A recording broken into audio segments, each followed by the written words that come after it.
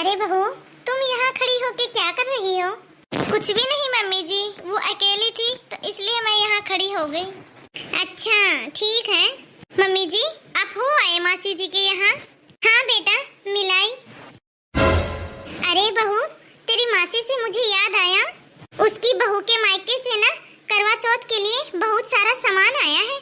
तेरी मासी सास की भी ना बहू 2 साड़ियाँ आई थी, सुंदर सुंदर, बहुत ही अच्छी साड़ियाँ थी।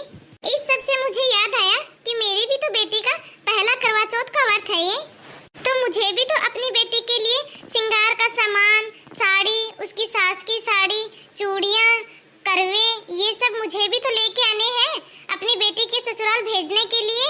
मैं तो भूल ही गई थी बहू ये सब सामान, मुझे तो वहाँ जाके याद आया। चल बहू अब जल्दी से चलते हैं मार्केट और ये सारा सामान लेके आते हैं। चल बहू अब जल्दी से, लेट हो रहा है।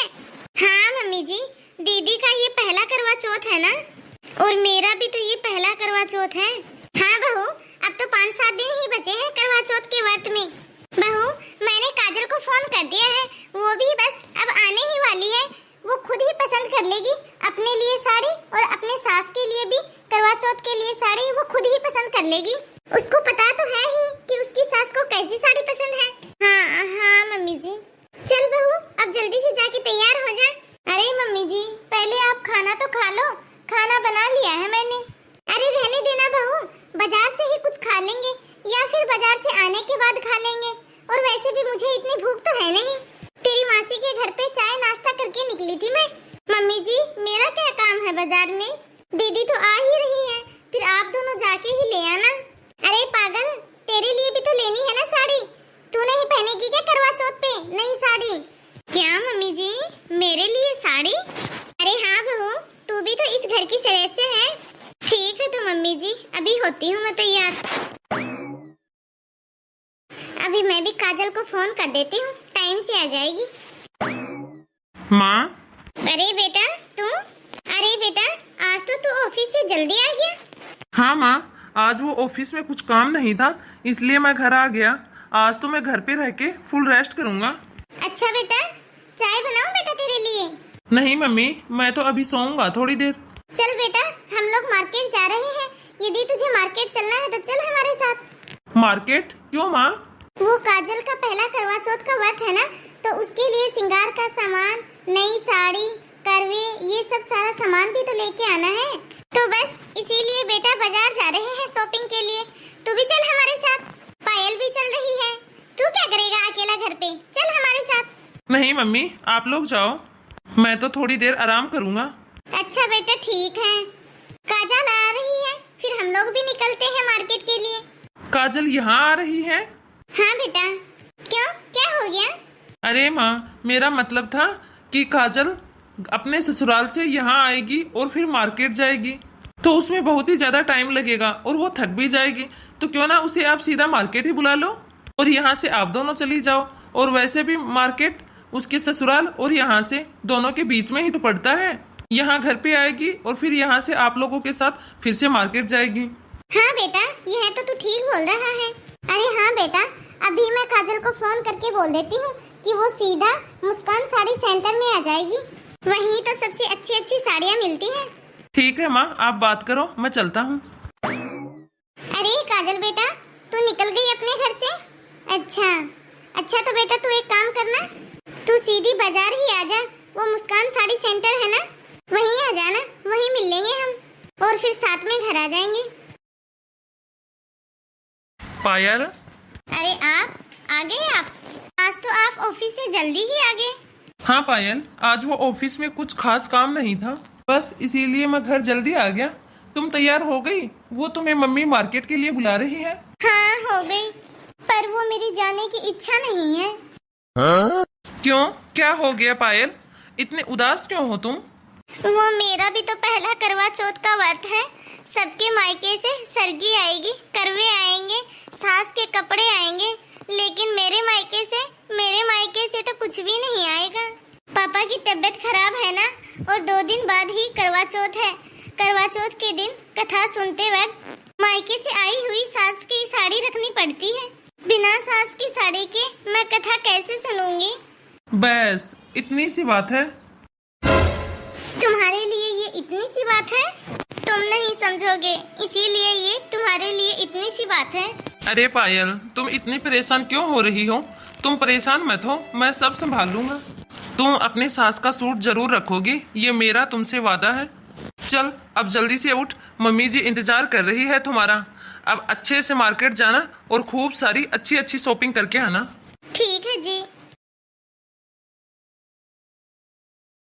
मम्मी मुझे देना आप साड़ी, अपनी सास को दिखाऊंगी मैं।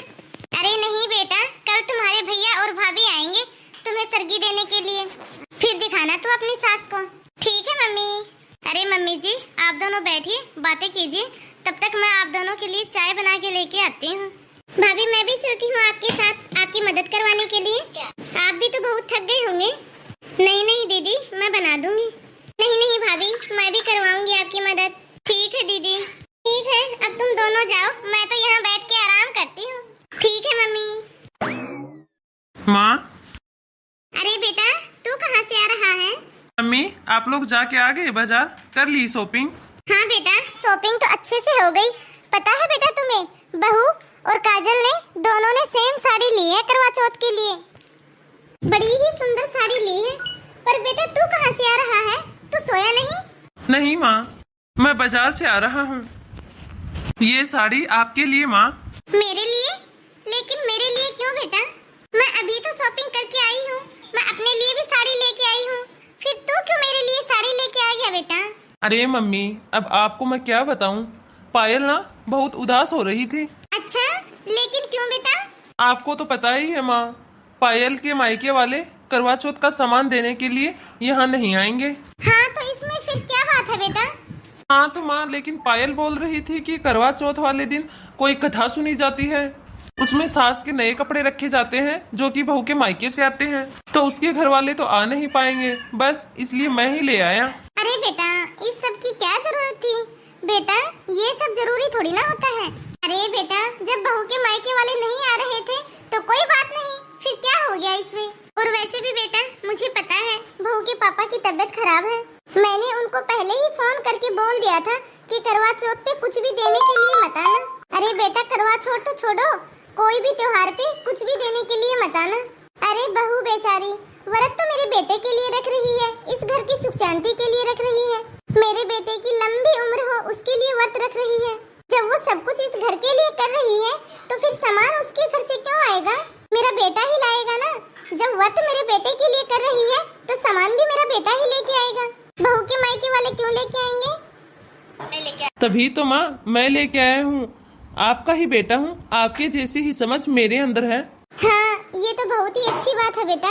इस साल ही नहीं माँ, हर साल मैं ही लेके आऊंगा आपके लिए साड़ी, क्योंकि पायल मेरी जिम्मेदारी है, तो उसकी हर जरूरतें हम पूरी करेंगे, ना कि उसके मायके वाले। हाँ बेटा यही सोच तो सबकी होनी चाहिए, वरना कुछ लोगों ने तो त्योहारों को धंधा ही बना दिया है। माँ बाप तो बेटी की शादी में पहले ही इतना खर्चा कर देते हैं, फिर शादी के बाद तो एक लड़की की सारी जिम्मेदारी ससुराल वालों को ही लेनी चाहिए। ससुराल वालों को बहू के मायके वालों से कोई उम्मीद नहीं रखनी चाहिए। हाँ भले ही मायके वाले बेटी के घर आओ, अपनी बेटी से मिलो, अच्छे से बैठो, अच्छे से खाओ, चाय नाश्ता करो, अच्छे से घूमो, लेकिन ये लेन देन नहीं करना चाहिए। पता है जब एक इंसान लेन देन कर लेता है ना, फिर वह रिवाज चलता ही जाता है, चलता ही जाता है। इसलिए कोई भी त्योहार हो दिल से मनाओ, लालच से नहीं। हमारी यह वीडियो आपको कैसी लगी कमेंट में हमें जरूर बताना। वीडियो अच्छी लगी हो तो लाइक शेयर जरूर कर देना, और अभी तक आपने हमारे चैनल को सब्सक्राइब नहीं किया हो तो फटाफट से बेल आइकन दबाकर सब्सक्राइब करें, ताकि हम आपके एक सब्सक्राइब से मोटिवेशन होते रहें और आगे ऐसी ही अच्छी अच्छी वीडियो बनाते रहें और आपको मोटिवेट करते रहें। इस तरह की सास बहू की कहानी, ननद भाभी की कहानी, देवरानी जेठानी की कहानी, पति पत्नी की कहानी, ऐसी ही और कहानी देखना चाहते हो तो हमारे चैनल को सब्सक्राइब जरूर कर देना।